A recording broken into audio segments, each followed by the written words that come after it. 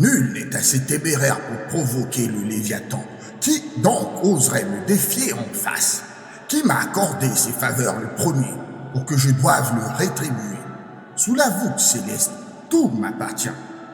Je vais encore décrire ses membres puissants, la perfection de sa structure majestueuse. Qui a jamais soulevé sa cuirasse?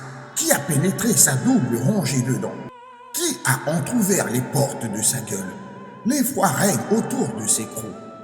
Ses écailles splendides sont sa fierté, scellées comme par un cachet inviolable. Elles se joignent si étroitement que l'air même ne saurait s'y glisser. Elles s'imbriquent l'une dans l'autre, indissociables et inséparables.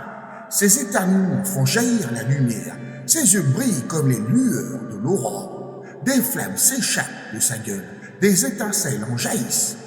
Une fumée s'élève de ses naseaux comme d'une chaudière bouillonnante. Son souffle enflamme les braises, sa gueule projette des flammes. La puissance réside dans son cou, devant lui bondit la terreur. Les replis de sa chair sont soudés comme fondus sur lui, inébranlables. Son cœur est dur comme le roc, résistant comme la meule inférieure. Quand il se dresse, les plus vaillants tremblent, reculant d'épouvante.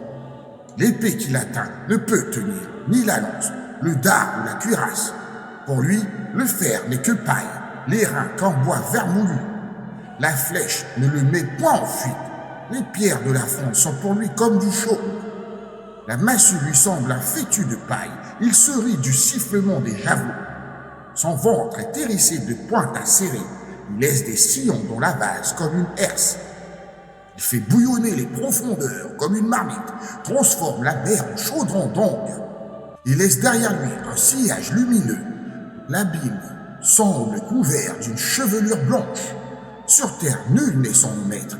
Il fut créé pour ne rien craindre. Il toise avec dédain tout ce qui est élevé. Il est le roi de toutes les créatures altières.